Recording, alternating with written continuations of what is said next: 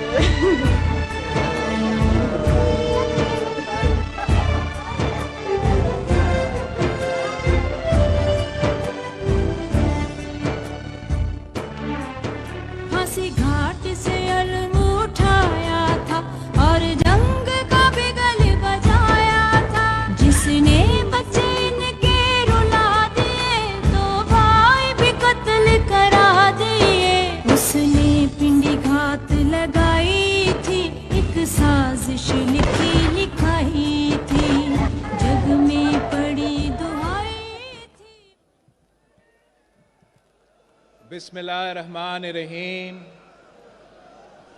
السلام علیکم۔ نعرے بھٹو۔ 15 سال گزر چکے ہیں، 15 سال گزر چکے ہیں جب سے آپ کی بیوی شہید محترمہ بینظیر بھٹو کو آپ سے چھینا گیا۔ 15 سال گزر چکے ہیں جب سے شہید محترمہ بینظیر بھٹو کو شہید کیا گیا، اور میں آپ سب کو، پاکستان پیپلز پارٹی کے تمام جیالوں کو، اس ملک کے چاروں کونوں سے سیاسی کارکنوں کو سلام بھی پیش کرتا ہوں، اور دنیا کو بتانا چاہ رہا ہوں، اس سوچ کو بتانا چاہ رہا ہوں جو سمجھ رہے تھے کہ شہید بی بی کو شہید کر کے، شہید بی بی کو شہید کر کے شہید محترمہ بینظیر بھٹو کی جماعت کی جو سفر ہے اس کو روک سکتے تھے۔ اس سوچ کو بتانا چاہتا ہوں کہ آئے گری خدا بخش میں ذرا ایک نظر دورائے۔ یہاں 15 سال بعد بھی انسانوں کا مجمع جمع ہوا ہے، انسانوں کا سمندر ہے۔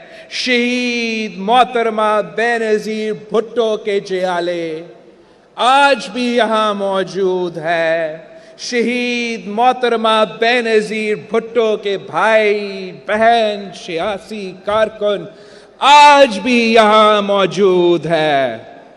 آپ نے شہید محترمہ بینظیر بھٹو کو ہم سے تو چھینا ہے، مگر آپ نے ہمیں شہید محترمہ بینظیر بھٹو کے بھائی، شہید محترمہ بینظیر بھٹو کے ساتھی، شہید محترمہ بینظیر بھٹو کے بہنوں کا وفاداری دکھایا ہے کہ 15 سال کے بعد بھی اس ملک نے، اس جماعت کے سیاسی کارکن نے، ہمارے عوام نے شہید محترمہ بینظیر بھٹو کو نہیں بھولے ہیں۔ آج بھی ہم شہید محترمہ بینظیر بھٹو کے سیاسی فلسفہ پہ چلتے ہیں، سیاسی منشور پہ چلتے ہیں، سیاسی نظریہ کے مطابق چلتے ہیں، اور آج بھی ہمارا ماننا ہے، آج بھی ہمارا کہنا ہے کہ آج بھی بھٹو زندہ ہے، کل بھی بھٹو زندہ تھا، آج بھی بی بی زندہ ہے، کل بھی بی بی زندہ تھا۔ ہم پوچھتے ہیں کہ وہ قصور کیا تھا، وہ گناہ کیا تھا جس کی وجہ سے شہید محترمہ بینظیر بھٹو کو شہید کیا گیا۔ شہید محترمہ بینظیر بھٹو کی گناہ کیا تھی؟ کیا ایک گناہ تھی کہ وہ ایک محب وطن پاکستانی تھی؟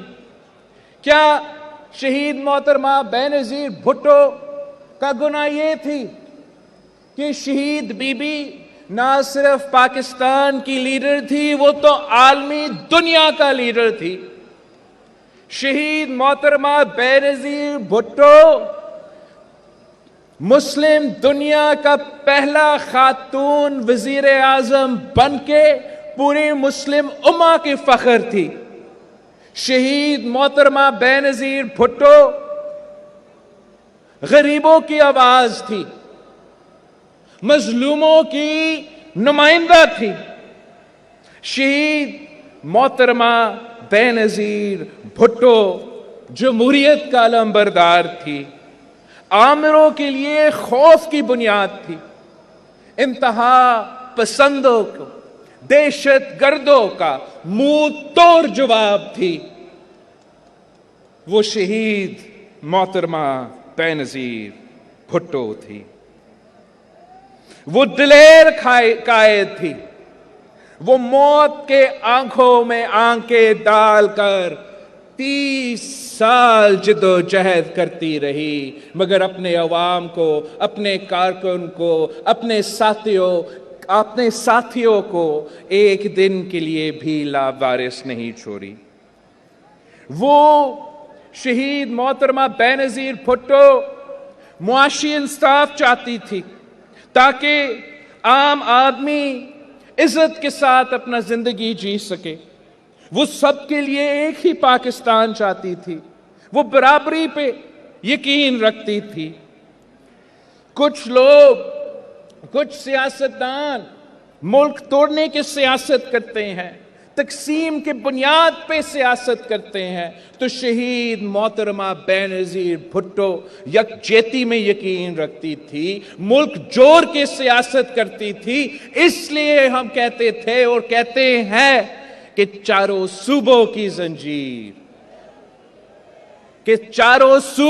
زنجیر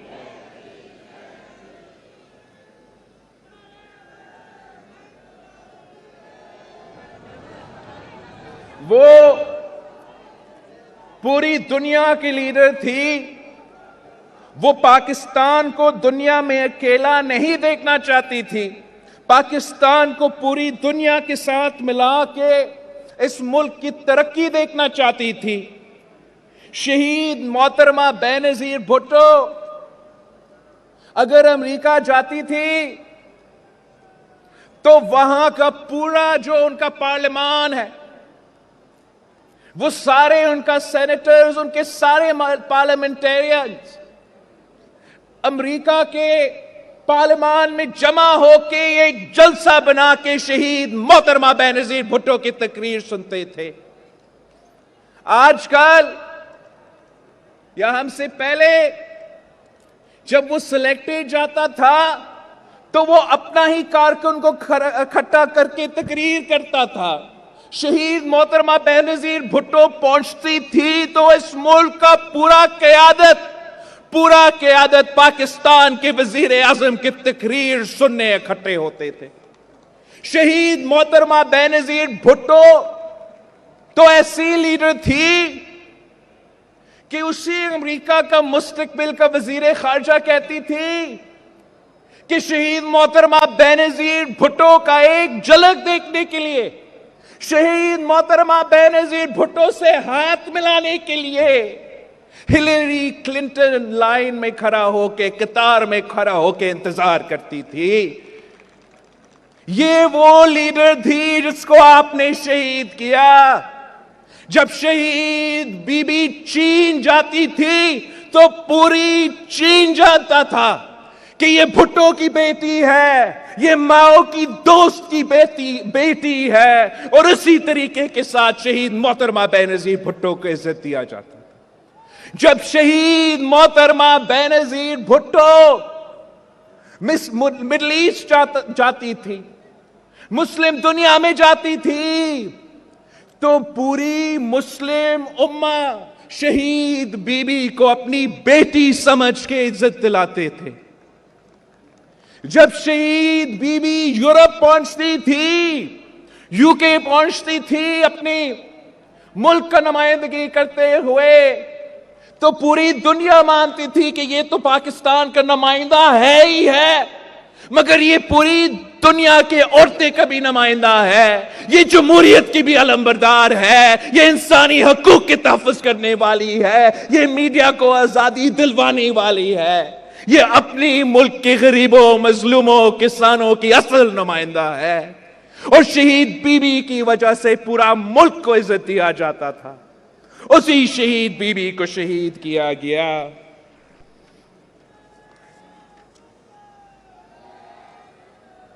शहीद मोहतरमा बेनजीर भुट्टो कहती थी कि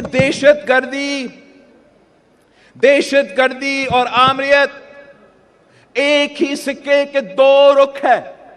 और शहीद मोहतरमा बेनजीर भुट्टो जितना आमरीत का मुकाबला करती थी, उतना ही इंतहा पसंदी और दहशतगर्दी का मुकाबला करती थी। आमरीत बंदूक की ताकत से अवाम की आजादी छीनती है। आमरीत बंदूक के जोर पे आपके हकूक सलब करते हैं। और दहशतगर्द जो है, खौफ पिला के आपके हकूक सलब करते हैं। खून का होली सजा के, खौफ का माहौल पैदा करके आपके हक सलब करने की कोशिश करते हैं। इंतहा पसंद कभी मजहब को इस्तेमाल करते हैं, तो कभी इंतहा कौम परस्ती को इस्तेमाल करते हैं आपके हकूक सलब करने के लिए, आपको गुलाम बनाने के लिए। मजहब को भी बदनाम किया जाता है, मुख्तलिफ कौमों को बदनाम किया जाता है, और अवाम को हरासा किया जाता है। शहीद मोहतरमा बेनजीर भुट्टो नफरत की सियासत में नहीं, उम्मीद की सियासत में यकीन रखती थी। शहीद मोहतरमा बेनजीर भुट्टो झूठ की सियासत में नहीं, सच की सियासत में यकीन रखती थी।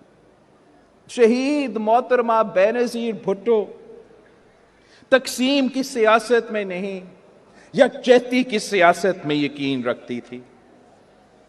ये शहीद मोहतरमा बेनजीर भुट्टो की नजरिया थी, ये शहीद मोहतरमा बेनजीर भुट्टो की फलसफा थी।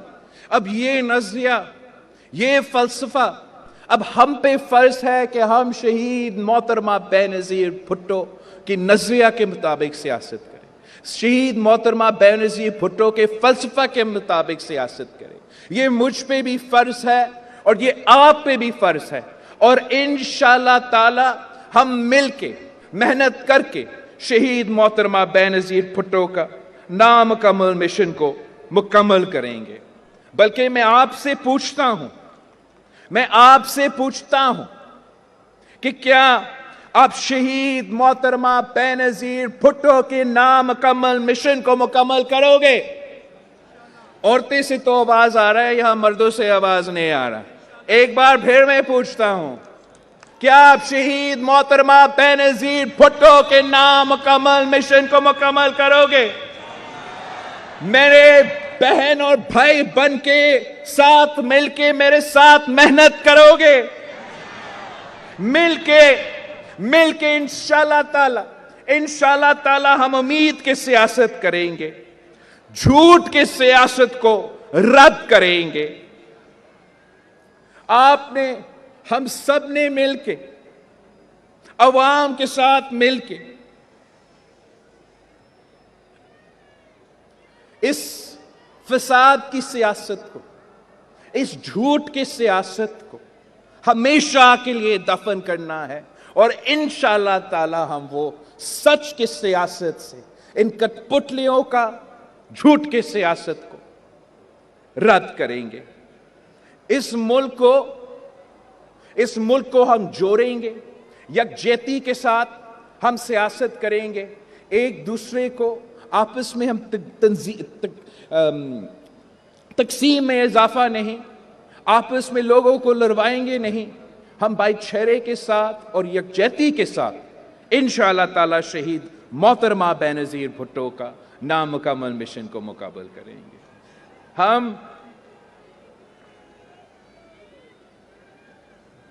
ہم اس 15 سال بعد کی جو برسی ہے، شہید محترمہ بینظیر بھٹو کی شہادت کا 15 سال کی برسی کے موقع پہ ہم سب عہد کرتے ہیں کہ ہم شہید محترمہ بینظیر بھٹو کی سیاست، شہید محترمہ بینظیر بھٹو کے فلسفہ اور شہید محترمہ بینظیر بھٹو کے نظریہ کے مطابق چلیں گے۔ شہید ذوالفقار علی بھٹو اور شہید محترمہ بینظیر بھٹو نے اپنے دور میں اس ملک کے لیے، اس ملک کے عوام کے لیے، اس ملک میں بسنے والے کے لیے بہت کچھ حاصل کر لیا، اور صدر زرداری نے اور ہم سب نے مل کے ان کے جانے کے بعد یہ کوشش کی کہ ان کا نظریہ پہ عمل ہو، ان کا مشن کو آگے لے کر جائے، ان کا منشور پہ عمل کیا جائے، اور اب آگے بھی آپ کا وقت ہی آنا ہے، آگے بھی آپ کا ہی دور ہوگا، اور جو کام رہتا ہے ہمارا منشور پہ جو کام رہتا ہے، ہمارا نظریہ کے مطابق جو کام رہتا ہے، انشاءاللہ تعالی اگلے 15 سال میں اور آپ مل کے وہ مکمل کریں گے۔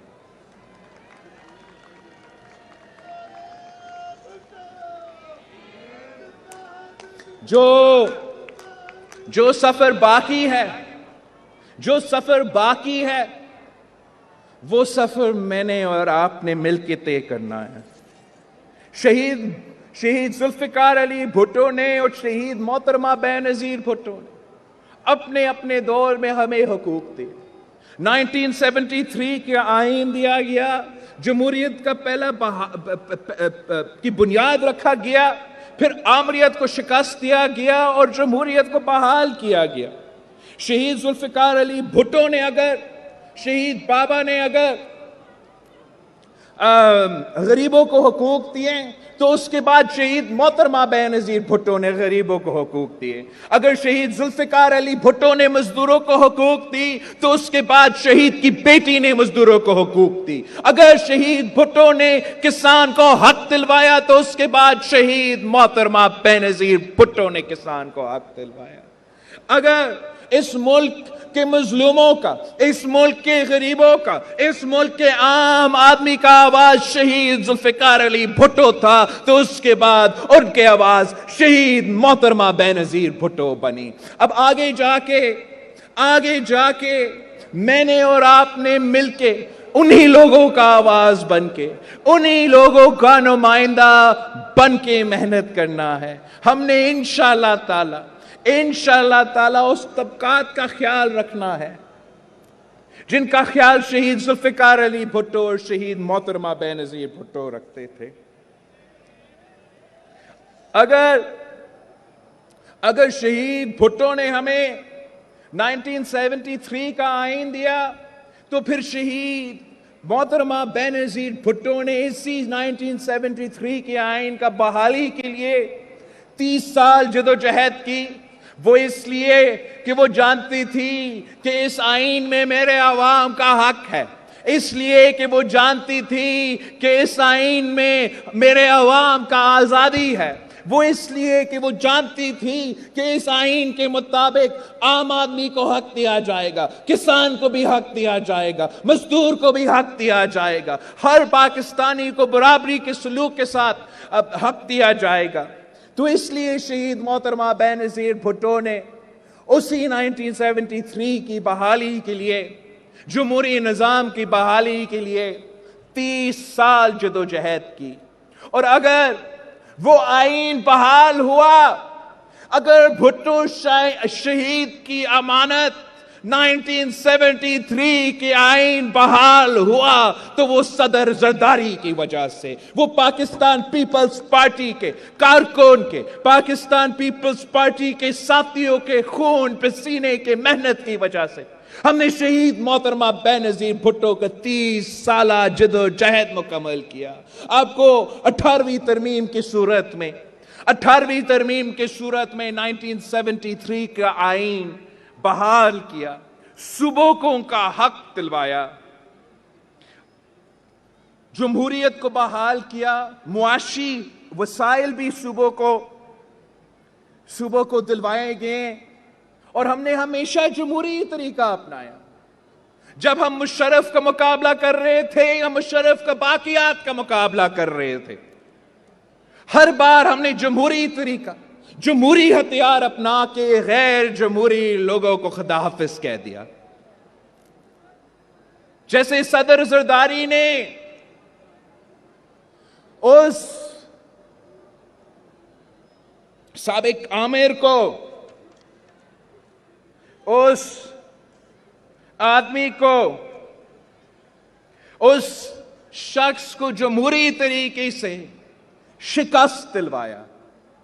آج ہم فخر سے کہہ سکتے ہیں کہ شہید محترمہ بے نظیر بھٹو تو ہے، مشرف تھا۔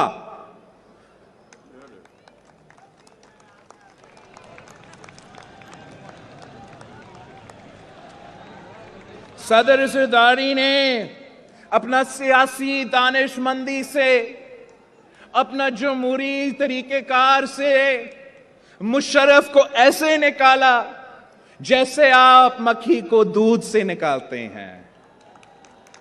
اور جب آپ نے فیصلہ کیا، نہیں، جب آپ نے حکم کیا کہ ہم نے سلیکٹڈ کو نکالنا ہے، جب آپ نے مطالبہ کیا کہ یہ کٹ پتلی، یہ سلیکٹڈ ہمارے آئینی حقوق کے خلاف سازشیں کر رہا ہے، ہمارا 1973 کا آئین ہمارا 18ویں ترمیم کے خلاف سازش کر رہا ہے، جب آپ نے کہا کہ یہ شخص ہمارے صوبے کے حقوق پہ ڈاکہ ڈال رہا ہے، ہمارے صوبے کے وسائل کے پیچھے پڑے ہوئے ہے، بلوچستان اور سندھ کے جو آئلینڈز ہیں ان کو بھی نہیں چھوڑ رہا، ان کو بھی قبضہ کرنا چاہتا ہے، سارے صوبے کا جو شہر ہے اس پہ کٹوٹی ڈال رہا تھا، عام آدمی کا معاشی قتل کروا رہا تھا، مہنگائی کی سونامی عروج پہ تھا، ٹیکسز کا طوفان کھڑا کر رہا تھا، آپ کا پیٹ پہ ڈاکہ، آپ کا جیب پہ ڈاکہ ڈال رہا تھا، تو اسی پیپلز پارٹی کے جیالوں نے، اسی پیپلز پارٹی کے سیاسی کارکنوں نے اس کو للکارا تو جیے بھٹو کا نعرہ کے ساتھ للکارا، اس پہ حملہ کیا تو جمہوری طریقے سے کیا، احتجاج بھی کیا تو پرامن طریقے سے کیا۔ آپ سب گواہ ہو، آپ سب ساتھ آئے تھے، ہم کراچی سے لے کے اسلام آباد پہنچے، ایک ہجوم ہمارے ساتھ تھا، ایک مجمع ہمارے ساتھ تھا، جیالوں کا سمندر تھا، مگر ایک گملہ نہیں ٹوٹا، ایک پتھر نہیں پھینکا گیا۔ آپ نے جمہوری طریقے سے احتجاج کیا، پھر آپ نے ویسے ہی جیسے مشرف کو، جیسے اس مکھی کو دودھ سے نکالا جاتا ہے، ویسے ہی آپ نے اس سلیکٹڈ مکھی کو دودھ سے نکال کر باہر پھینکا۔ جمہوری طریقے سے, آئینی طریقے سے, عدم اعتماد سے. یہ بھی تاریخ ہے, اور یہ تاریخ پاکستان پیپلز پارٹی نے لکھا کہ پہلی بار عدم اعتماد کے تھرو پارلیمان نے ایک وزیر اعظم کو گھر بھیجا. فوج نے نہیں, عدالت نے نہیں, پارلیمان نے بھیجا. یہ آپ کی جیت ہے, یہ جمہوریت کی جیت ہے. اس کو تو پتا تھا کہ اگر میں یہ بات مانوں کہ یہ میں ملک کی تاریخ میں وہ پہلا وزیر اعظم ہے جن کے خلاف نہ دھاندلی ہوا, جن کے خلاف کوئی سازش نہیں ہوا, اور جن کو جمہوری اور آئینی طریقے سے نکالا گیا, تو کوئی جھوٹا کہانی نہیں ہوگا اس کو بیچنے کے لیے. یہی تو وجہ ہے کہ وہ سلیکٹڈ. آپ کا کریڈٹ, آپ کا محنت, آپ کا جدوجہد, آپ کا لانگ مارچ کا کریڈٹ, آپ کا عدم اعتماد کا کریڈٹ, صدر زرداری کا مختلف سیاسی جماعتوں کے ساتھ دوستی کا کریڈٹ وہ وائٹ ہاؤس کو دینا چاہ رہے ہیں, بائیڈن کو دینا چاہ رہے ہیں, اور کہتے ہیں کہ امریکہ کا صدر نے مجھے نکالا. امریکہ کے صدر نے نہیں, پیپلز پارٹی کے جیلوں نے آپ کو نکالا. وائٹ ہاؤس کا سازش نہیں, بلاول ہاؤس کا سازش نے آپ کو نکالا. یہ بند کمروں کا سازش نہیں تھا. ہم آپ کے سامنے, عوام کے سامنے, اس ملک کے سڑکوں پہ, اس ملک کے پارلیمان پہ کھڑا ہو کے آپ کو کہتے رہے کہ ہم یہ کام کرنے جا رہے ہیں, اور وہ کام پھر کر کے دکھایا.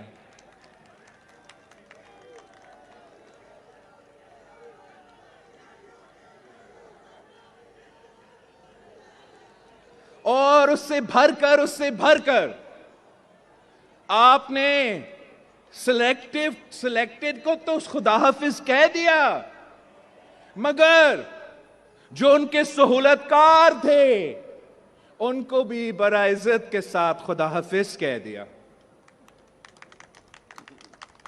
یہ تو آپ کی جیت ہے, یہ جمہوریت کی کامیابی ہے, یہ جمہوریت کا انتقام ہے کہ انہی لوگوں جنہوں نے صدر زرداری کو اس عمر میں پھر سے جیل بھیجا, انہی لوگوں نے جنہوں نے ادی فریال تارپور کو بھی چاند رات کو, عید کی رات کو ہاسپٹل سے گھسیٹ کے جیل بھیجا, انہی لوگوں جنہوں نے اپنے مخالف کے گھر کے عورتوں کو بھی نہیں چھوڑا, آپ نے ان کا صحیح بندوبست کر دیا. آسان کو میں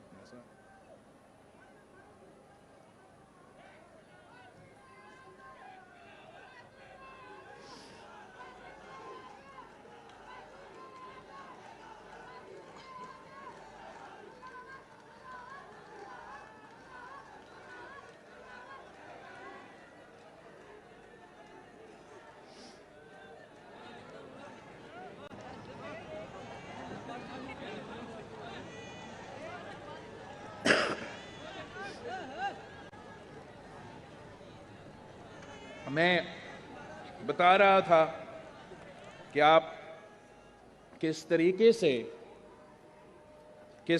سے ان غیر جمہوری لوگوں کا بندوبست بھی کیا, ان کو خدا حافظ بھی کہہ دیا. اب یہ جان لیں, جیسے مشرف ماضی کا حصہ بن چکا ہے, ویسے یہ سلیکٹڈ, یہ مشرف کے باقیات, یہ بھی ماضی کا حصہ بن چکے ہیں. ان کا کوئی مستقبل نہیں, مستقبل آپ کا ہے. ہم نے ان کا نہیں سوچنا. جتنا بھی وہ سازش کرے, چیخے نکالے, ہم نے عوام پہ توجہ, عوام کے مسائل پہ توجہ, اور ہم نے مستقبل کا سوچنا ہے. اس لیے ہم یہاں ہوں گے, وہ تو یہاں نہیں ہوگا. آپ نے مستقبل میں اس ملک کو سنبھالنا ہے, اس ملک کے مسائل کو سنبھالنا ہے, اس ملک کے مسائل کا حل بھی نکالنا ہے. اگر میں سچ کہوں تو ماضی میں بھی آپ نے ہی یہ کام کیا ہے. اگر ملک ماضی میں مشکل میں تھا تو یہ پیپلز پارٹی تھی جس نے مشکل سے نکالا. اگر معاشی مشکلات تھے تو یہ پیپلز پارٹی تھی جس نے معاشی مشکلات سے نکالا. اگر خارجہ سطح پہ مشکلات تھے تو یہ پیپلز پارٹی تھی جس نے خارجہ سطح پہ جو بھی مشکلات ہے ان سے نجات دلوائے. اور آگے جا کے بھی آپ کو یہ ذمہ داری اپنانا پڑے گا. اگر امن کا مسئلہ تھا, لا اینڈ آرڈر کا مسئلہ تھا, دہشت گردی اور انتہا پسندی کا آگ تھی, تو صرف اور صرف پاکستان پیپلز پارٹی اس کا بندوبست کر سکتے ہیں. ہم نے تو ماضی میں بھی خدمت کیا ہے, آج بھی خدمت کر رہے ہیں, اور انشاءاللہ تعالی آنے والے کل میں بھی اس ملک کے غریب عوام کے خدمت پاکستان پیپلز پارٹی کے جیالے کریں گے.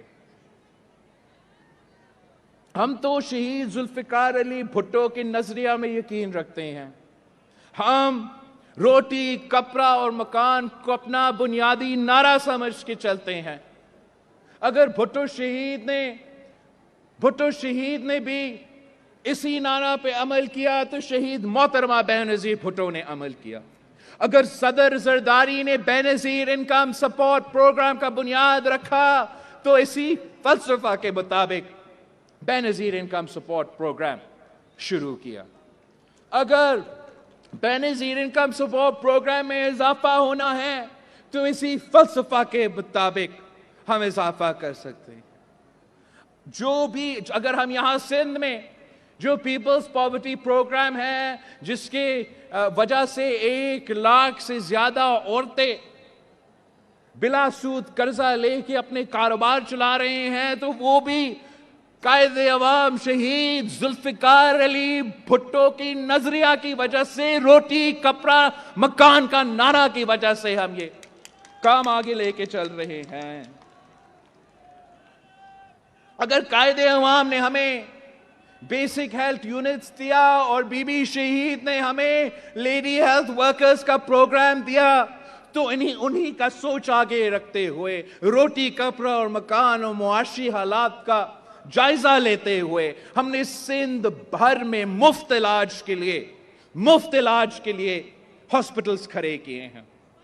یہاں سے تھوڑا دور جائیں گے تو گمبٹ پہنچیں گے خیرپور میں. کینسر کا علاج چاہتے ہو تو بالکل مفت. کڈنی اور لیور کا علاج چاہتے ہو تو گمبٹ خیرپور میں آپ کو ملے گا, اور وہ بھی بالکل مفت. جو بھی آپ کا علاج چاہے آپ گمبٹ خیرپور کے ہاسپٹل میں پہنچ کے, تو پاکستان پیپلز پارٹی نے آپ کے لیے بندوبست کیا ہے کہ مفت علاج ملے.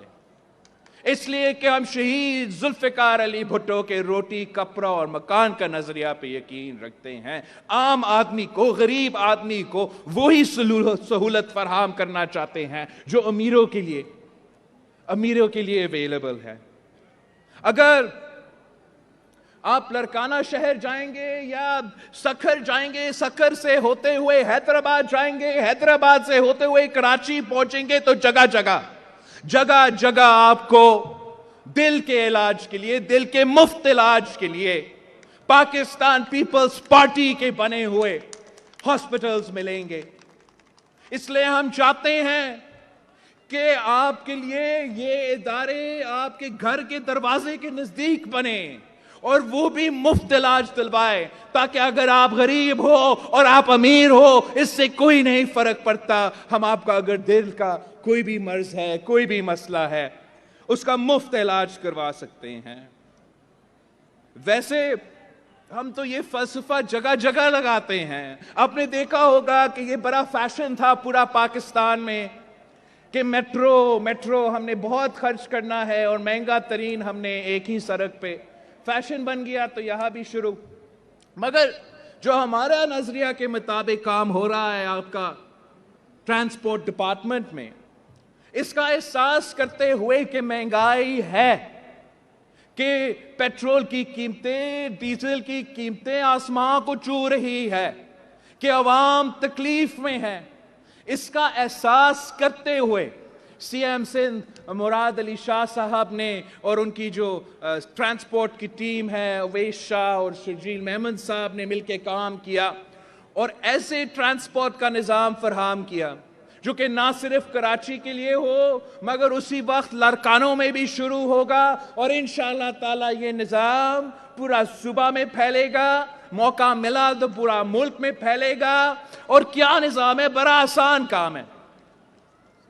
ہم بڑے بڑے برجز بنانے کے ساتھ وہ بسز کھڑا اس پہ تو نہیں کرتے ہیں، ہم ماڈرن بسز لے کر آ کے اس میں ایئر کنڈیشننگ ہو، اس میں وائی فائی ہو، اس میں دنیا کے سارے کے سارے سہولت ہو اور وہ نارمل روٹ پہ چلے تاکہ عام آدمی اس کا فائدہ لے سکے، گھر پہنچ سکے، مزدوری پہ پہنچ سکے، اور خاص طور پہ جو اس کا پرائس ہو وہ 50 روپیز کا ہو، 50 روپیز سے زیادہ نہ ہو، جتنا بھی اسی بس میں سفر کرنا چاہے تو اسی 50 روپیز کے اندر ہی اندر کر سکتے ہیں۔ یہ ہوتا ہے، یہ فرق ہوتا ہے کہ جب آپ قائد عوام کا روٹی کپڑا اور مکان کا نعرہ پہ یقین رکھتے ہیں تو چاہے آپ بے نظیر انکم سپورٹ کر رہے ہو، چاہے آپ اپنا ہاسپٹلز بنا رہے ہو، یہاں تک جب آپ اپنا بس کا نظام کھڑا کر رہے ہو تو آپ ضرور اس میں یہ شامل کرتے ہیں، ضرور اس کے مطابق سوچتے ہیں کہ کیا عام آدمی اس کا استعمال کر سکتا ہے، کیا عام آدمی کو اس کا فائدہ ہو سکتا ہے، اور اگر وہ کرائٹیریا میٹ ہو جاتا ہے پھر ہم وہ کام کر کے دکھاتا ہے۔ ویسے تو بہت کچھ ہے آپ کو سنانے کے لیے کہ کیا کیا کامیابیاں ہیں، بہت کچھ کیا بھی ہے، بہت کچھ حاصل بھی کر چکے ہیں، مگر بہت کچھ باقی کرنا بھی ہے۔ مل کے انشاءاللہ تعالی جو کام رہتا ہے ہم نے وہ مکمل کرنا ہے۔ جان لو، جیسے میں نے پہلے بھی کہا تھا، جان لو کہ ملک اگر مشکل میں ہے تو پیپلز پارٹی کے جیالے بچا سکتے ہیں، اور میں نے کسی کو نہیں دیکھا ہے جس میں وہ صلاحیت ہے، جس میں وہ طاقت ہے، جس میں وہ ویژن ہے۔ اگر غریب کو حق دلوانا ہے، کسان کو، مزدور کو، محنت کش کو، سفید پوش کو، چھوٹا تاجر کو، ہر کسی کو، تو ایک ہی جماعت ہے جس نے تاریخ میں یہ کام کیا ہے اور مستقبل میں بھی کرے گی، وہ پاکستان پیپلز پارٹی۔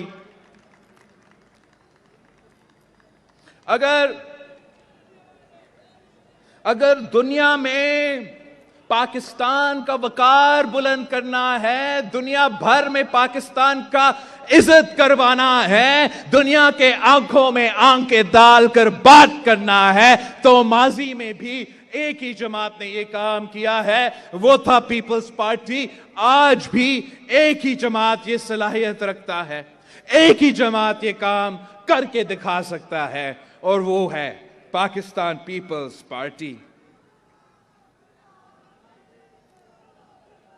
اگر آپ نے دہشت گردوں کو شکست دلوائے، انتہا پسندوں کو شکست دلوائے، تو وہ بھی ماضی میں ایک جماعت نے کر کے دکھایا، اور آنے والے مستقبل میں بھی انشاءاللہ تعالی یہ جماعت کر کے دکھائے گا۔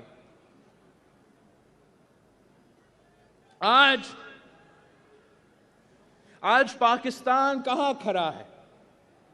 ہم نے پچھلے سال جمہوریت کی بحالی کی تحریک شروع کیا تھا، معاشی انصاف کی تحریک شروع کیا تھا، پاکستان کی دنیا میں عزت بحال کرنے کی تحریک شروع کیا تھا، پاکستان کو انتہا پسندوں اور دہشت گردوں سے پاک کرنے کی تحریک شروع کیا تھا، عوامی مارچ کا آغاز کیا، سلیکٹڈ کا جو عذاب ہے اس سے ہم نے نجات دلانا تھا، مشرف کی باقیات کا بندوبست کرنا تھا، ان سازشوں کو ناکام کروانا تھا. یہ تو کٹ پتلی تھا, یہ تو سلیکٹڈ تھا. اصل میں سازش کیا تھا؟ سازش ہمارا آئین کے خلاف تھا, ہم نے اس سازش کو ناکام کروانا تھا. سازش ہمارا جمہوریت کے خلاف تھا, ہم نے اس سازش کو ناکام کروانا تھا. سازش ہمارا صوبائی خود مختاری اور صوبوں کے حقوق کے خلاف تھا, ہم نے اس سازش کو ناکام کروانا تھا.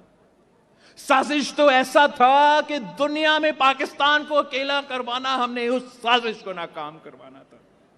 سازش یہ تھا کہ پاکستان کو معاشی طور پہ کمزور کرنا, ہمارے آنکھوں کے سامنے ملک کا معاشی قتل کروانا. اس سازش کو ہم نے ناکام کروانا تھا.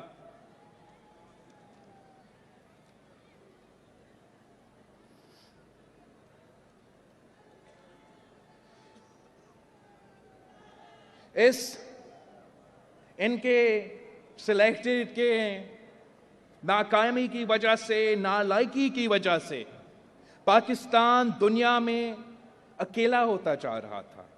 پاکستان کا جو سٹیٹس ہے, جو پوزیشن ہے, جو مقام ہے, وہ ہمیں نہیں مل رہا تھا. پاکستان کو انتہا پسندی اور دہشت گردی سے جوڑا جا رہا تھا. ہم اپنے سفیر کم اور انتہا پسند اور دہشت گردوں کا سفیر بن چکے تھے. اس حالت میں ہم نہ صرف اپنا دفاع نہیں کر سکتے تھے, پاکستان کا دفاع نہیں کر سکتے تھے, اور سب سے افسوس کی بات, کشمیر کا دفاع نہیں کر سکتے تھے. ان دہشت گردوں کو جن کو آپ نے شکست دلوایا, جن کے مقابلہ کے لیے پیپلز پارٹی کے جیالے صفحے اول کا کردار ادا کر رہے تھے, جن کا مقابلہ کرنے کے لیے ہمارا شہید محترمہ بینظیر بھٹو نے شہادت قبول کی, ہمارے عوام نے شہادت قبول کی, ہمارا سیاسی کارکن نے ان دہشت گردوں کا مقابلہ کرتے ہوئے شہادت قبول کی, ہمارا بہادر جو پولیس آفیسرز ہیں انہوں نے پختونخوا سے لے کے کراچی تک, کراچی سے لے کے بلوچستان تک شہادتیں قبول کر کے اس فتنہ کا, ان دہشت گردوں کا مقابلہ کرتے رہے. ہمارا فوجی آفیسر, ہمارا سرحدوں سے لے کے ملک بھر میں انہوں نے شہادتیں قبول کر کے ان دہشت گردوں کو شکست دلوایا. دہشت گردوں کا آپ کو یاد ہے نا, دہشت گردی کا بیک بون ٹوٹ چکا تھا.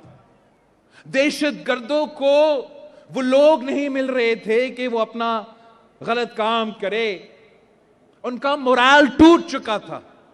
آپ ضرب عضب پتہ نہیں کتنے آپریشن کر کے جیت چکے تھے, یا آپ کے قید میں تھے, یا کسی اور ملک کے قیدی تھے, یا کہیں جا کے چھپ رہے تھے. ان میں ہمت نہیں تھا کہ پاکستان کی طرف مالی آنکھ دکھایا جائے.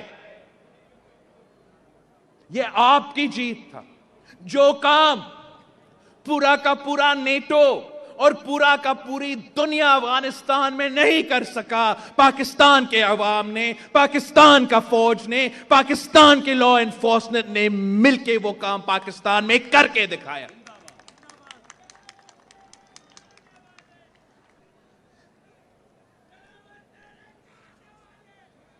ان دہشت گردوں کا مقابلہ تو ہمارے ٹیچرز نے اسکول میں بیٹھ کے کیا, اور وہاں بھی شہادتیں قبول کی.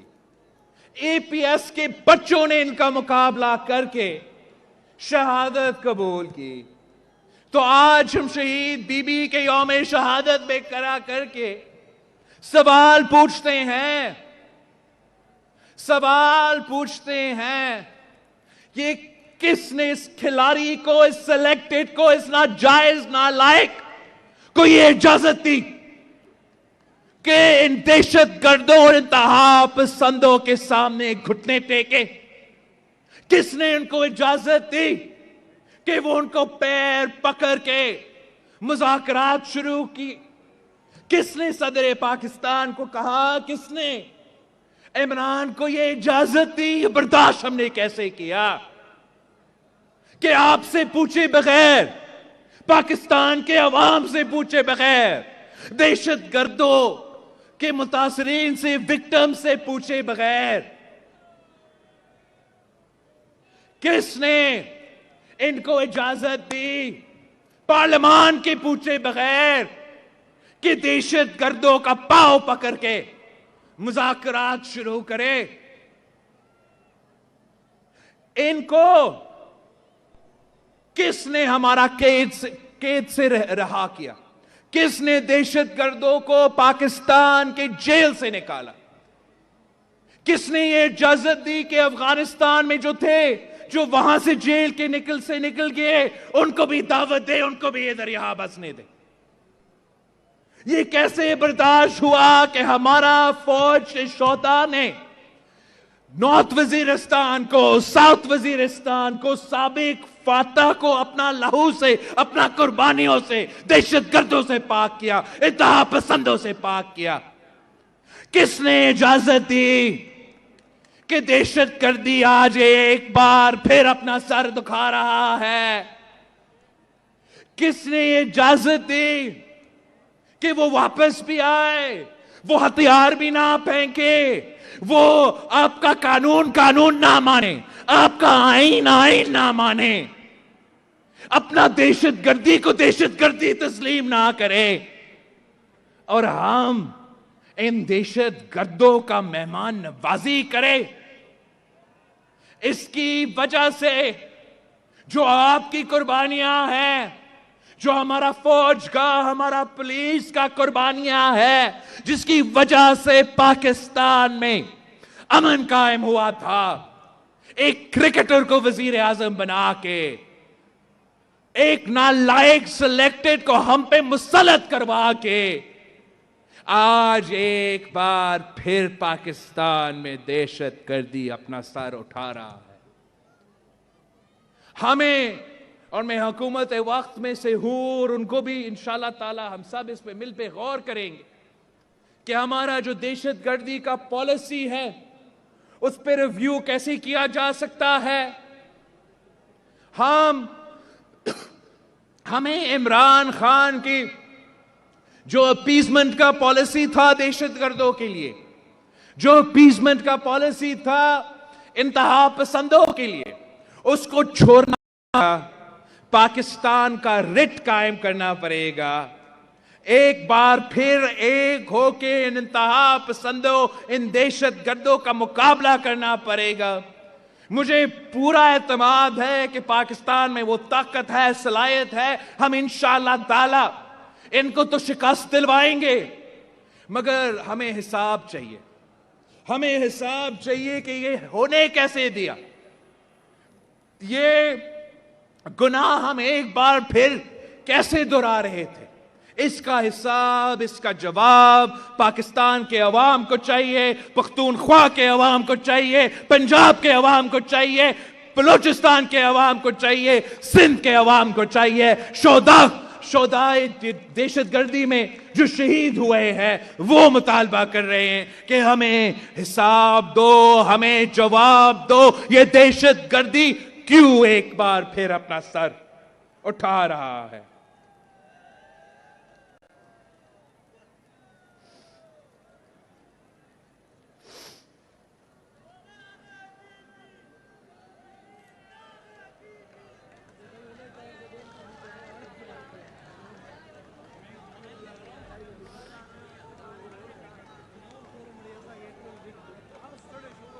ساتھیوں، جب ہم نے اپنا سفر کا آغاز کیا، اپنا عوامی مارچ کا،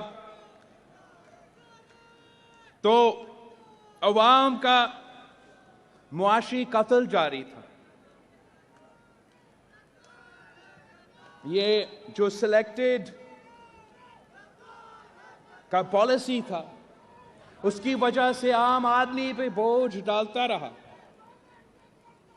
معاشی طور پہ پاکستان کو تاریخی نقصان پہنچایا گیا۔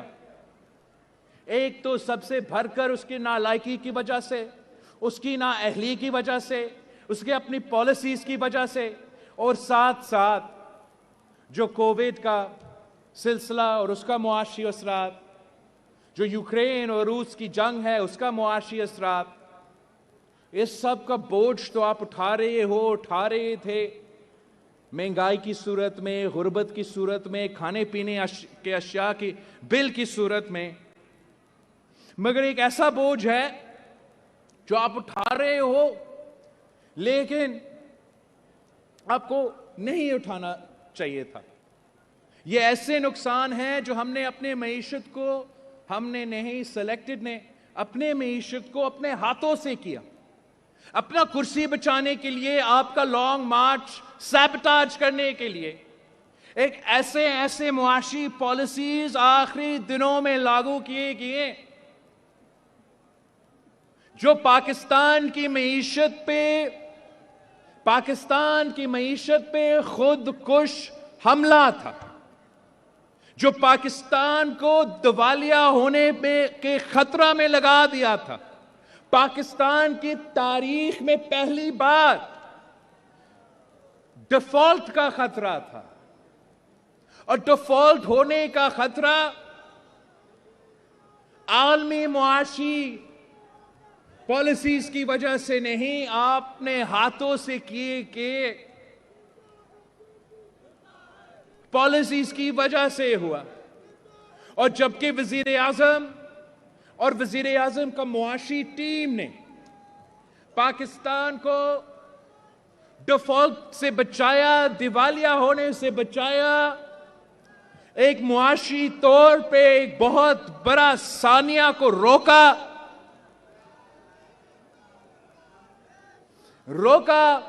تو پاکستان کی معیشت صحیح سمت پہ چل رہا تھا. پاکستان کا چولہا ایک بار پھر جلنے والا تھا، مگر قدرت کی طرف سے ایک ایسا حادثہ آیا جس کا نقصان آپ آج تک بھگت رہے ہو.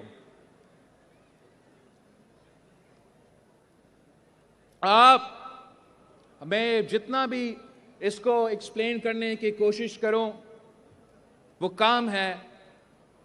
جو سیلاب کا سلسلہ تھا اور آج تک جاری ہے کئی علاقوں میں، یہ تو ہمارے لیے قیامت سے پہلے قیامت تھا. مانسون شروع ہوئے تو مہینوں تک چلتا رہا، رکنے کا نام بھی نہیں لیتا. آسمان سے سیلاب گر رہا تھا. 1/3 پاکستان کی جو سرزمین ہے وہ ڈوب چکا. 1/3 1/3 ہمارا سرزمین پانی کے نیچے ڈوبا ہوا. آسمان سے نظر آ رہا تھا کہ جہاں پہلے پاکستان کا 1/3 سرزمین تھا، اب اسی جگہ ایک جھیل بنا ہوا ہے. بلوچستان کے یہاں کے پہاڑوں سے لے کے لسبیلا تک، سندھ کا آدھا سے زیادہ تک، جنوبی پنجاب، جنوبی KPK، گلگت بلتستان تک اس مانسون کا، اس سیلاب کا اثرات ہے. 30 ارب ڈالر کا نقصان آپ کا معیشت کو، آپ کا GDP کا 10% اسی پانی کے ساتھ بہہ گیا. 5 million acres of standing crop آپ کا فصل گیا. 2 ملین ہاؤسز ڈسٹروئڈ. 30 ملین سیلاب کے متاثرین، اس میں سے 16 ملین بچے ہیں، اس میں سے 600,000 وہ عورتیں ہیں جو پریگننٹ تھے، ان کا بچہ ہو رہے تھے. گھر بھی ٹوٹا، زمین بھی گیا، مزدوری کا بھی سلسلہ رک گیا. اتنا زیادہ پانی ایک جگہ پہ ایک ملک میں کبھی تاریخ میں جمع نہیں ہوا. آپ کی تاریخ میں نہیں ہوا، ہمارے سامنے، ہمارے آنکھوں کے سامنے ہوا. اور یہ اتنا بڑا حادثہ، اتنا بڑا، یہ تو ایک ہیومینیٹیرین کرائسس ہے. ایک تو وہ جو نقصان جو جانوں کو ہوا، جو مال کو ہوا، جو زراعت کو ہوا. پھر ساتھ ساتھ جو آپ کا صحت کا سہولتیں ہیں, جو بلڈنگز ہیں, ان کو بھی نقصان. اس پانی کی وجہ سے, وہ پانی سے جو بیماریاں پھیلتے ہیں وہ بھی, ملیریا سے لے کے ڈینگی سے لے کے پتہ نہیں کیا کیا بیماریاں, اس کا نقصان. تعلیم کے لیے ایک تعلیم کا ایمرجنسی بن گیا. معاشی ایمرجنسی کے 10% آپ کا جی ڈی پی کو اڑا کے لے گیا. صحت کا ایمرجنسی, اس لیے اتنے بیماریاں پھیلنے شروع ہو گیا. اور معاشی طور پہ غربت میں اضافہ, مہنگائی میں اضافہ. تعلیم میں صرف آپ کو صوبہ سندھ کے بارے میں بتا دوں, صوبہ سندھ کے 50% تعلیمی ادارے اسی ایک بارش سے, اسی ایک سیلاب سے ہمارا صوبہ سندھ کا 50% جو تعلیمی ادارے ہیں ان کو یا نقصان ہوا یا پورا کا پورا گر گیا. اور ان 50% تعلیمی ادارے میں سندھ کے 50% جو نوجوان اسکول جاتے تھے وہ انہی اسکولز میں جاتے تھے. تو اگر ان کا اسکول گر گیا ہوگا, تعلیمی ادارہ کو نقصان ہوا ہوگا, تو اتنا مہینوں سے وہ آج تک تعلیم سے محروم ہے. یہ آگے جا کے ان کا مستقبل پہ کیا اثر ہوگا؟ یہ تو اتنا بڑا کرائسس بنتا ہے کہ کوئی اور ملک ہوتا تو سیاست رک جاتا, انسانیت کو ترجیح دی جاتی. کوئی اور ملک ہوتا تو جلسے جلوس کا کہانیاں ختم, اور سارے ایک کے بعد ایک ان سیلاب متاثرین کے پاس پہنچ رہے ہوتے, ان کو مدد کرنے کی کوشش کر رہے ہوتے.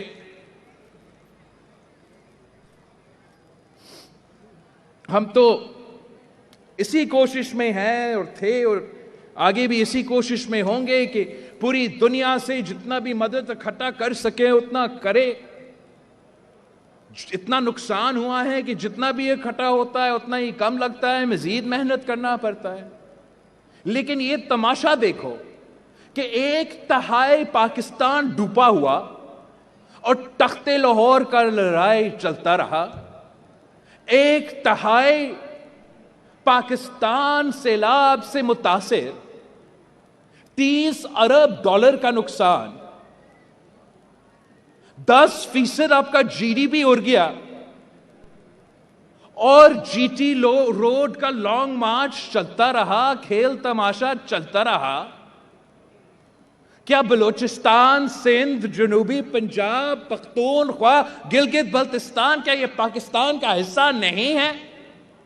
ان کی زندگی, ان کے لیے ان کی جو بھوک ہے, ان کا جو غربت ہے, اس کو دور کرنا ضروری ہے. یا 6 مہینے کے لیے عمران وزیر اعظم نہیں رہا تو اب ایک بار پھر بنانا ہے؟ یہ ظلم میرے خلاف نہیں, اس ملک کے خلاف ہے, آپ کے خلاف ہے. آپ کے جو مسائل ہیں ان کے ساتھ مذاق ہے. پوری دنیا دیکھ رہا ہے کہ ہم جا کے بتاتے ہیں کہ پاکستان میں اتنا تباہ, غربت کے لکیر کے نیچے اتنے لاکھ لوگ دکھیلے گئے, نہ کسان کام کر سکتا, نہ محنت کش کام کر سکتا. یہ ان کا قصور نہیں ہے, یہ ہم نے پوری دنیا کے ساتھ مل کے ترقی کرنا ہے. تو وہ دیکھتے ہیں پاکستان میں کیا ہو رہا ہے, لانگ مارچ, ڈرامہ, تماشا. اس طریقے سے نہ ملک چلتا ہے, نہ سیاست ہو سکتا ہے. ہم تو اپنے مخالف کو کہیں گے کہ پہلے وہ انسان بنے, پھر وہ سیاستدان بنے. پاکستان بچے گا, پاکستان کا معیشت بچے گا, پاکستان کے عوام بچیں گے, تو پھر کوئی ایسا ملک ہوگا جس میں ہم وزیر اعظم کے کرسی پہ لڑ سکتے ہیں. ایک طرف عمران کا ضد, سلیکٹڈ کا انا, اور دوسری طرف ہمارے سیلاب کے متاثرین, ہمارے معاشی جو سیلاب ہے اس کے جو اثرات ہیں وہ بھگت رہے ہیں. اور ہمیں اس کو اب درست کرنے کے لیے ٹائم لگے گا. اتنا زیادہ نقصان کو چند مہینے میں ہم حل نہیں کر سکتے.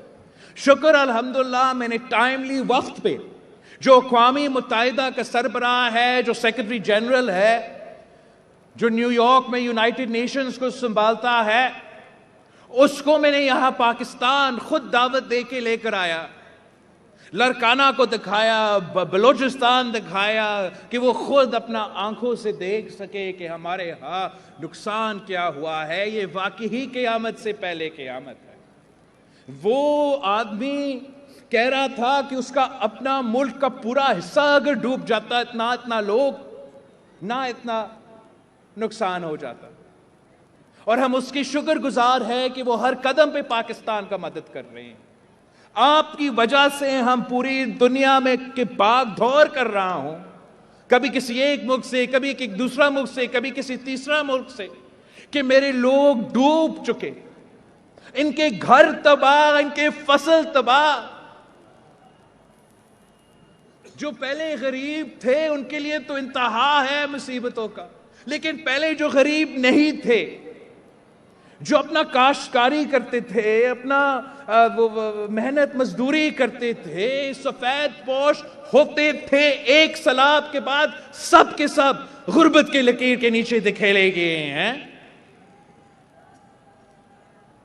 اگر 30 ارب ڈالر کا معاشی نقصان ہوا تو اس کا آدھا وسائل جمع کرنے کے لیے ہمیں سال سے تو زیادہ ٹائم کی ضرورت ہوگا. انشاءاللہ تعالی ہم بہت شکر گزار ہے یونائٹڈ نیشنز کا سیکرٹری جنرل کا کہ وہ جنوری 9 پہ یورپ میں وزیر اعظم شہباز شریف کے ساتھ اور یونائٹڈ نیشنز کا, اقوام متحدہ کا سیکرٹری جنرل مل کے پاکستان کو ایک بار پھر تعمیر کرنا, سیلاب متاثرین کا مدد کرنا کا سلسلہ وہ لانچ کریں گے.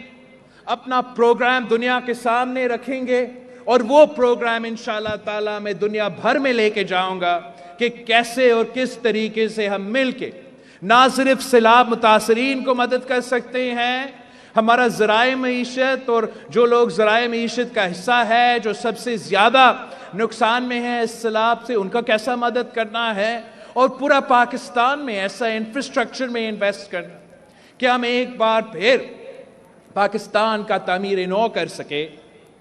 اس سلسلہ میں خاص طور پہ آپ سب کو اور سب کے سامنے چیف منسٹر سندھ مراد علی شاہ صاحب کو کا تعریف بھی کرنا چاہوں گا, شکریہ بھی کہنا چاہوں گا کہ جو کمال شاہ صاحب, مجھے بتانے تو دے تالیاں سے پہلے, جو کمال شاہ صاحب نے کیا میں آپ کو سمجھاؤں. جب بارشیں چل رہے تھے, ابھی تک پورا سیلاب جمع نہیں ہوا, تو شاہ صاحب نے اس وقت سے سندھ کے جو پروجیکٹس ضروری ہوگا سیلاب سے تعمیر کرنے کے لیے, سیلاب سے نکلنے کے لیے, عوام کے لیے جو پروجیکٹس ضروری تھے ان کے لیے وہ پورا تیاری کیا, پورے سکیمز بنائے میرے لیے کہ گھروں کو ہم کیسے تعمیر کریں گے, زراعت کو ہم کیسے بحال کریں گے, غربت کا مقابلہ کیسے کریں گے, اتنا اریگیشن کا ہم کیسے صحیح کریں گے. پورے سکیمز تیار کیا, ٹائم سے پہلے مکمل کیا. اور اب جب میں امریکہ میں تھا, آپ کا شاہ صاحب کی محنت کی وجہ سے, آپ کا شاہ صاحب کی تیاری کی وجہ سے میں اس پوزیشن میں تھا کہ ہم ورلڈ بینک سے, جو عالمی بینک ہے, اس سے $2 ارب کا قرض سندھ کے عوام کے لیے, سیلاب کے متاثرین کے لیے کا بندوبست کیا. اور یہ صرف اس لیے ممکن تھا کہ سی ایم صاحب نے وقت سے پہلے, اگر سی ایم صاحب کی طرح دوسری جگہوں سے اتنا ہی تیزی اور محنت کے ساتھ کام کیا جاتے, مجھے دیا جاتا, تو ان کے لیے بھی ایسا ہی بندوبست کیا جاتا. لیکن انشاءاللہ 9 جنوری کو پورا ملک کا پروگرام بھی ہوگا, سندھ کا پروگرام بھی شروع ہوگا, اور ہم وہ وسائل اکٹھے کرنے کا سفر, وہ جدوجہد شروع کر سکیں گے.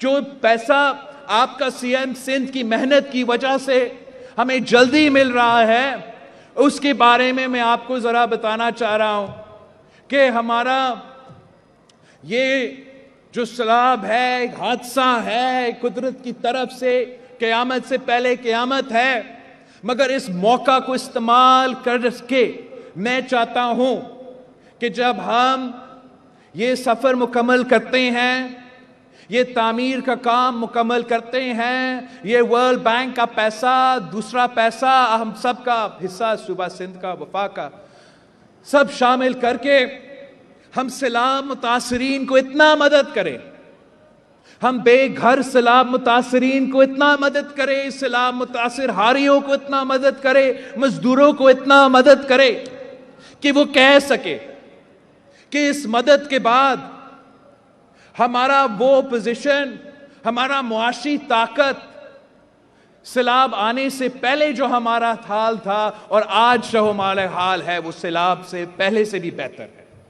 ہم ایسے کام کرنا چاہتے ہیں، ہم ایسے کام کرنا چاہتے ہیں کہ ہم سیلاب کے متاثرین، چاہے وہ سندھ میں ہو، بلوچستان میں ہو، پنجاب میں ہو، پورا ملک میں ہو، کہ ان کو اپنے پاؤں پہ کھڑے کیے جائیں۔ اگر وہ اپنے پاؤں پہ کھڑا ہو جاتے ہیں تو پورا ملک کا معیشت اپنے پاؤں پہ کھڑا ہو جائے گا۔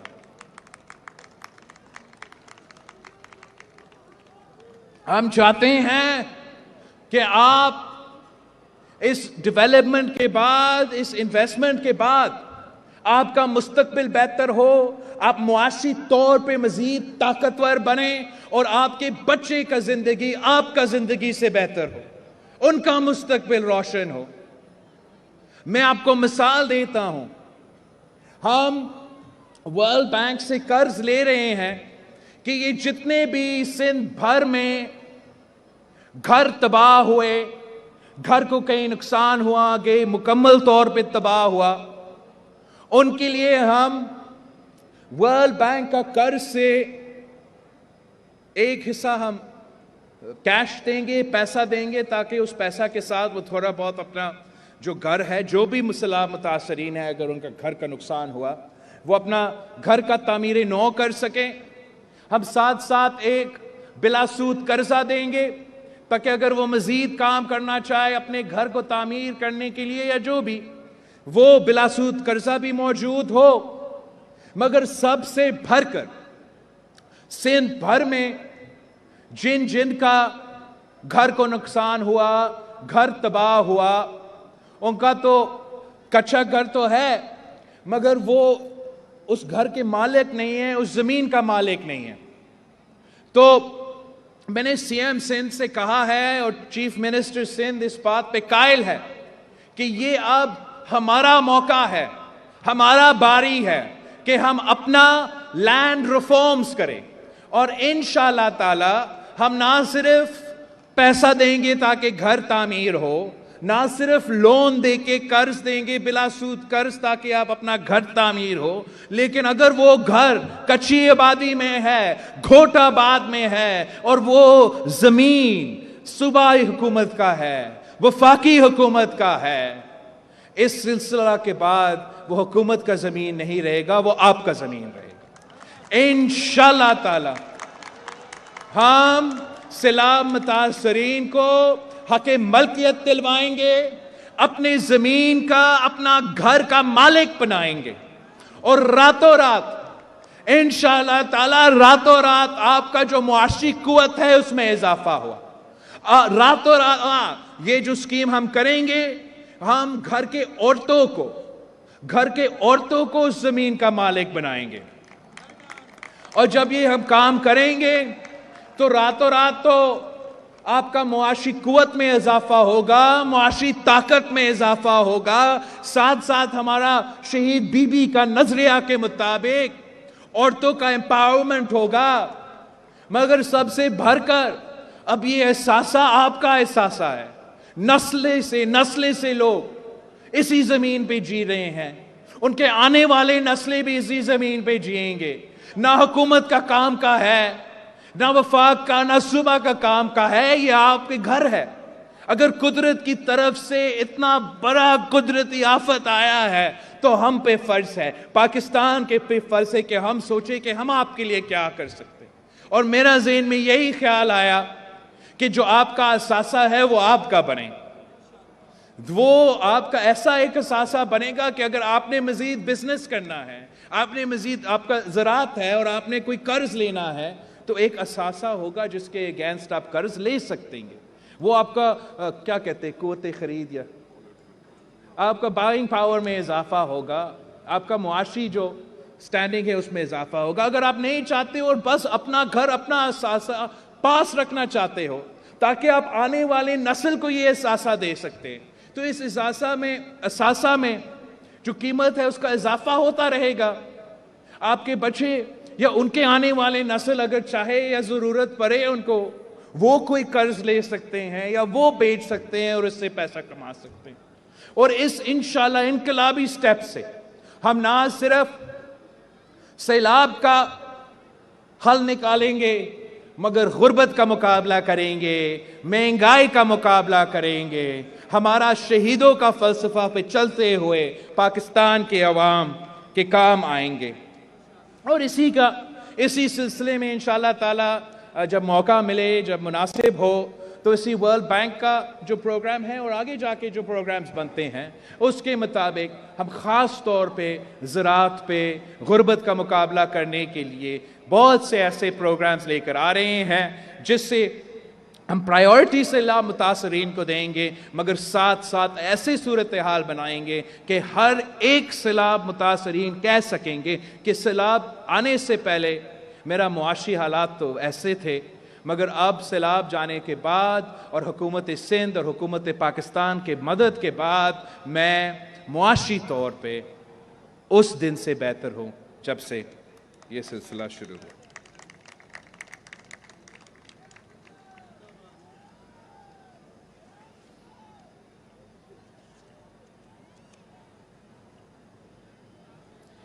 تو باقی کافی معاشی مشکلات ہیں، مگر ہم پر امید ہیں کہ ماضی میں بھی وزیر اعظم صاحب اور اس کی جو فائنینشل ٹیم ہے انہوں نے ملک کو معاشی مشکلات سے نکالا، ڈیفالٹ سے بچایا، اور آگے جا کے بھی جو بھی معاشی مشکلات ہوں گے وہ بھی وزیر اعظم کی معاشی ٹیم سنبھالیں گے ضرور.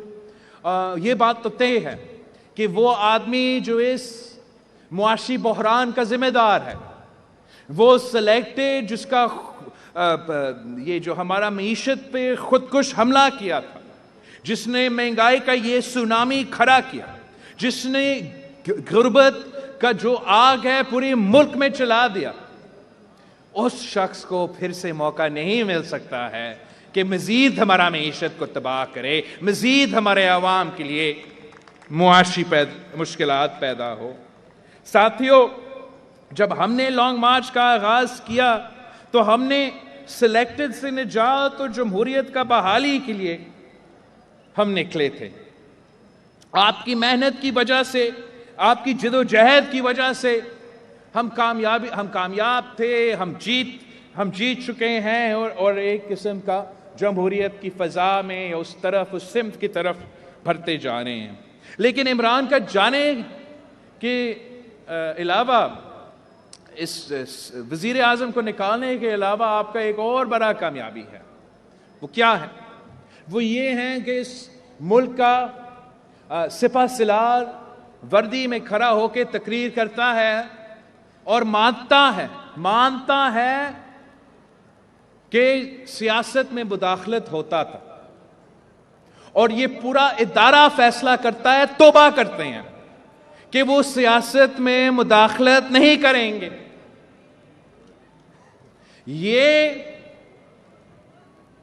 یہ جمہوریت کا انتقام ہوتا ہے. یہ جیالو کی جد و جہد کا نتیجہ ہے. یہ 3 نسلوں کا سفر ہے. یہ جیے بھٹو کا نعرہ کا فتح ہے. یہ بی بی شہید کا جمہوری انتقام ہے. یہ قائد عوام کا جمہوری انتقام ہے.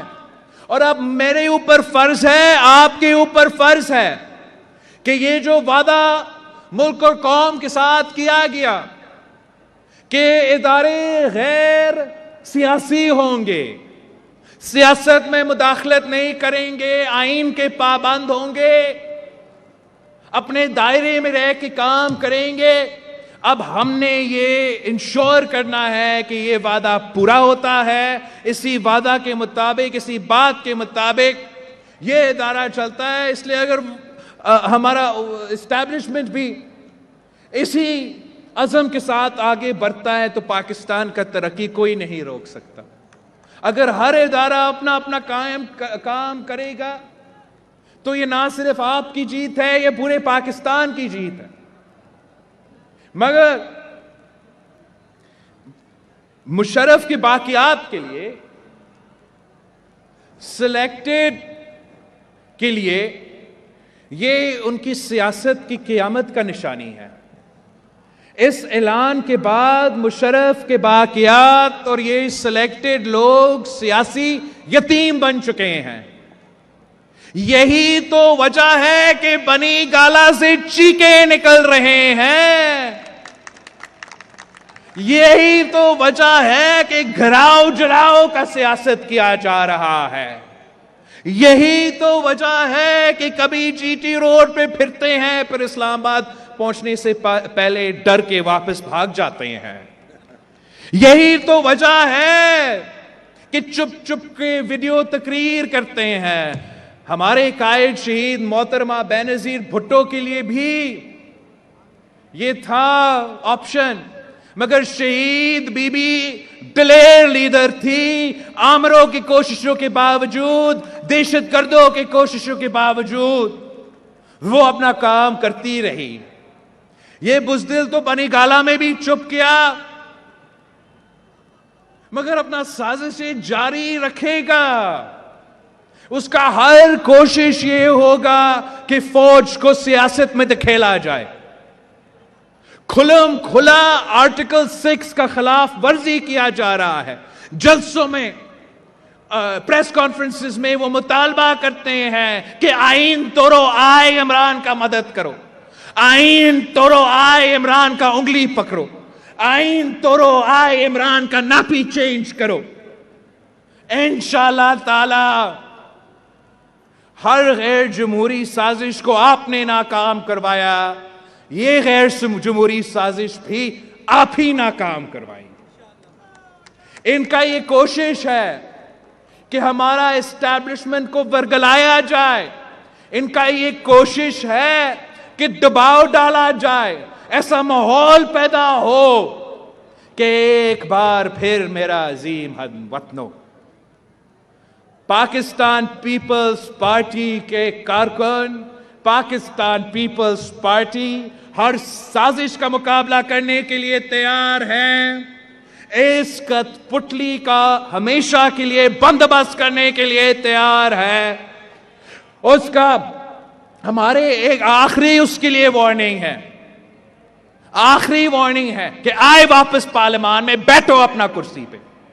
آئے پارلیمان میں, آئے اپنے آپ کو لیڈر کہتے ہو, سیاستدان کہتے ہو, جمہوری پسند مانتے ہو, تو آئے پارلیمان میں بیٹھے اپنا کام کریں.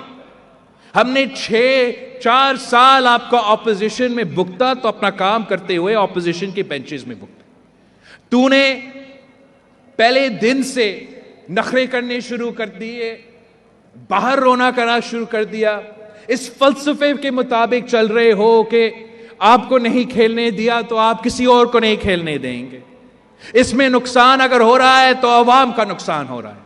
اگر اس میں ایک نقصان ہو رہا ہے تو آپ کی حرکتوں کی وجہ سے پاکستان کا نقصان ہو رہا ہے. آپ کے پاس آخری وارننگ ہے, آئے پارلیمان میں بیٹھو, آئے پارلیمان کا حصہ بنو.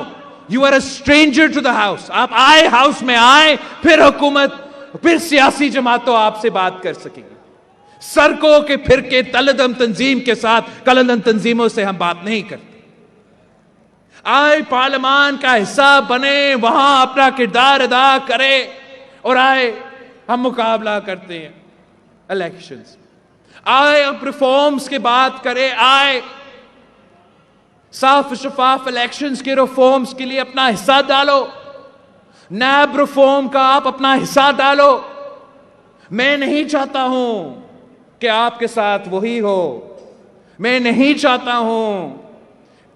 چاہتا ہوں کہ وہ سابق خاتون اول کے ساتھ آپ کے بچے پھرے اور آپ کسی جیل میں بند ہو. میں نہیں چاہتا ہوں کہ آپ کے خلاف بھی نائب استعمال ہو. میں نہیں چاہتا ہوں کہ کسی کے پاس یہ بہانہ ہو کہ وہ دھاندلی کے آپ آئے اپوزیشن کا کام کرے, آئے ترمیم میں آپ اپنا حصہ ڈالیں اور ہر چیز پہ بات ہو سکتا ہے. نخرے کریں گے, سازشیں کریں گے, آرٹیکل 6 کے حرکت میں شامل ہوں گے تو پھر ہم جانتے ہیں کہ آپ کا بندوبست کیسے کیا جاتا ہے. آپ کے ساتھ تو کچھ ہوا ہی نہیں ہے, ابھی سے رو رہے ہو, ابھی تک آپ کے ساتھ کچھ ہوا نہیں ہے. آپ نے میاں صاحب کی بیٹی کو ان کے آنکھوں کے سامنے گرفتار کیا, اپنے صدر زرداری کو تو چھوڑے, صدر زرداری کی بہن کو بھی گرفتار کیا. آپ کا بھی بہن ہے, آپ کا بھی بیٹی ہے, آپ کا بھی خاتون اول یہ موجود ہے. ابھی تک کسی نے ان کو نہیں چھیڑا. اس لیے ہم تو سیاسی انتقام میں یقین نہیں رکھتے, نہ ہی ہم سیاسی انتقام کر سکتے ہیں. مگر اگر آپ جمہوریت کا حصہ نہیں بنیں گے, اگر آپ جمہوری کردار نہیں اپنائیں گے, پارلیمان میں اپنا کردار نہیں ادا کریں گے, پھر جنہوں نے یہ کام کرنا ہے ہم ان کو نہیں روک سکتے. اور آپ کے ساتھ جو ہوگا آپ تو برداشت نہیں کر سکیں گے. صدر زرداری تو 11 سال جیل میں برداشت کر کے ہنس کے نکلتے ہیں, ایسے وکٹری. یہ جو کارکن ہے, یہ جنرل ضیاء الحق کیا تشدد برداشت نہیں کی, کورے کھائے, پھانسیاں چڑھے, جیے بھٹو کے نعرے لگاتے ہوئے. آپ کے جو گرمی میں خراب ہونے والے کارکن ہیں نا, وہ برداشت نہیں کر سکیں گے جو آپ کے ساتھ ہوگا. ہم نے ہر وہ تکلیف اٹھایا ہے تاکہ آنے والے نسلوں کو نہیں اٹھانا پڑے. آج بھی ہم چاہتے ہیں کہ ہمارا جو مخالف ہے ان کو بھی یہ مشکل نہ دیکھنا پڑے. لیکن اس نظام کو چلانے کے لیے, اس ملک کو چلانے کے لیے ہمیں سب اپنا حصہ ڈالنا پڑے گا, اپنا کردار ادا کرنا پڑے گا, اپنا ذات کو نہیں عوام کو ترجیح دینا پڑے گا. اور میں یقین رکھتا ہوں کہ جب عوام کو موقع دیا جائے گا تو عوام آپ کو بھی پہچانتے ہیں اور ہمیں بھی پہچانتے ہیں. عوام جانتے ہیں کہ 4 سال میں اس ملک کے ساتھ کیا مذاق کیا گیا, اور عوام جانتے ہیں کہ پاکستان پیپلز پارٹی وہ جماعت ہے جو معاشی مشکلات سے نکال سکتے ہیں, جو خارجہ سطح پہ مشکلات ہے وہ نکال سکتے ہیں, وہ اس سے نکال سکتے ہیں, اور اس ملک کو بھی ہم چلا سکتے ہیں. پاکستان کے عوام جانتے ہیں کہ جب آپ کے دور تھا تو پاکستان پوری دنیا میں آئسولیٹڈ تھا. عوام جانتے ہیں کہ آپ کسی کو جواب بھی نہیں دے سکتے تھے. اب عوام جانتے ہیں کہ جب یہ ذمہ داری ہمارے ہاتھ میں ہے تو چاہے ہم وہ اقوام متحدہ میں جائے یا امریکہ میں جائے یا چین میں جائے, ہم سر بلند کر کے آنکھوں میں آنکھیں ڈال کے پاکستان کا ترجمانی کرتے ہیں. آپ کے دور میں جب بھارت پاکستان پہ حملہ کرتا تھا, زبانی وار کرتا تھا, تو آئیں بائیں آپ دیکھتے تھے. آپ کے دور میں جب کشمیر کا معاملہ اٹھا تو مجھے آج تک یاد ہے کہ آپ پارلیمان پہ اٹھ کے آپ نے کہا میں کیا کروں. اب جب ایک نوجوان وزیر خارجہ ہے تو میں یونائٹڈ نیشنز میں جا کے بھارت کو جواب بھی دے سکتا ہوں, مودی کو جواب دے سکتا ہوں, مودی کو بے نقاب کر سکتا ہوں. دہشت گردوں کے نہیں, دہشت گردی کے جو شہید ہیں ان کا نمائندگی کرتا ہوں. اور انشاءاللہ تعالی جو آنے والے وقت ہے وہ نوجوانوں کا وقت ہے. جو آنے والے دن ہیں یہ تو نوجوان قوم کے لیے نوجوان قیادت کے وقت ہے. وقت آ گیا ہے کہ ہم ان سلیکٹڈ کو ہمیشہ کے لیے ریٹائرڈ آؤٹ کروا دے اور نوجوانوں کو موقع دیا جائے کہ وہ آگے آئے، اپنے جماعتوں میں کردار ادا کرے، ایوان میں آئے، پارلیمان میں اپنے ملک کا، اپنے عوام کا نمائندگی کرے، دنیا بھر میں اپنے عوام کی نمائندگی کرے۔ وہ یہ جو اب ماضی کے حصے ہو چکے ہیں، جو بزرگ بن چکے ہیں، جو چل نہیں سکتے ہیں اور ابھی بھی ایسے لگے ہوئے ہیں، ان کو آرام سے گھر بیٹھنا چاہیے۔ عوام کو جینے دے، پاکستان کو جینے دے۔ پاکستان زندہ باد، پاکستان زندہ باد۔